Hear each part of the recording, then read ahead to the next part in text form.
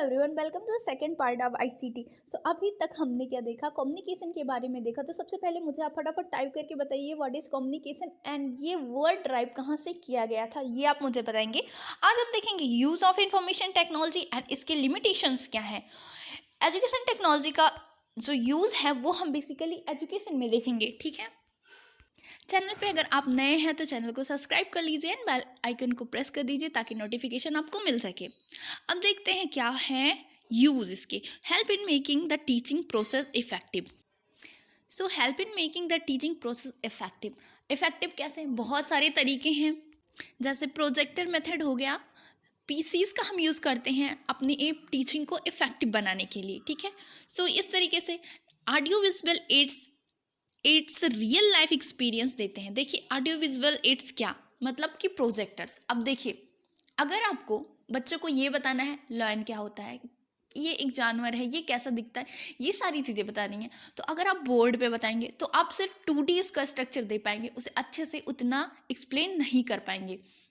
But वहीं पे अगर आप प्रोजेक्टर का यूज़ कर रहे हैं तो उससे क्या होगा, एक बहुत ही अच्छे तरीके से वो एक लिविंग एक्सपीरियंस ले पाएंगे वो, और वो रियल लाइफ एक्सपीरियंस होगा। जैसे कि वो लाइन कैसा दिखता है आप उसे 3D में दिखाएंगे, कैसा चलता है, कैसे गुर्राता है, ये सारी चीज़ें वो बहुत ईजिली देख पाएंगे और समझ पाएंगे।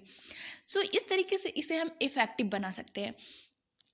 ICT has made research work very easy.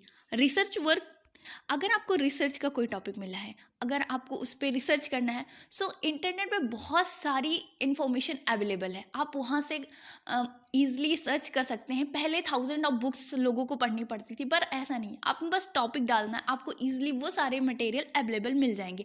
बस आपको पढ़ना और समझना है एंड अपना रिसर्च पेपर बना देना है।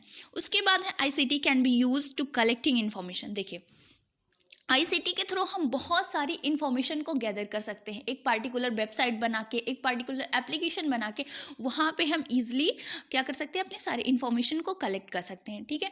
Book of different libraries can be also be transmitted each student and teacher through internet in front of them.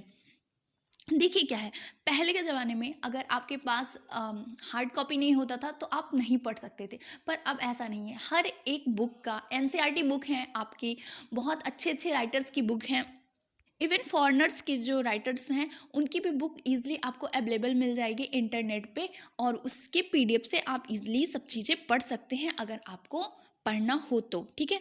ICT make significant contribution to educate childrens in a special need. देखिए ICT, अगर देखिए अगर special need के बच्चे हैं, उन्हें कम समझ आ रहा कोई चीज़, तो टीचर आया समझा के चला गया, उसे कोई मतलब नहीं, मतलब होता है मतलब, लेकिन इतना अगर वो स्लो समझ रहा है तो ऐसा तो नहीं है कि उसकी वजह से सारी क्लास को वो स्लो कर देंगे, ऐसा नहीं।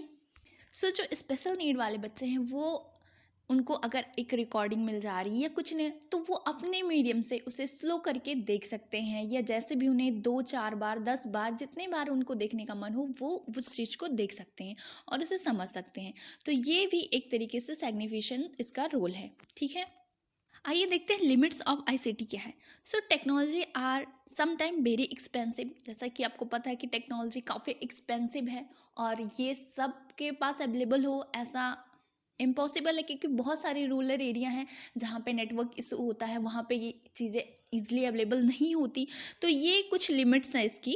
It is not possible to use technology in all schools. तो इस तरीके से सारे स्कूल्स में ये अवेलेबल नहीं हो पा रही हैं अभी प्रेजेंट टाइम में, ठीक है। All teachers and officer didn't know how to use the teaching properly।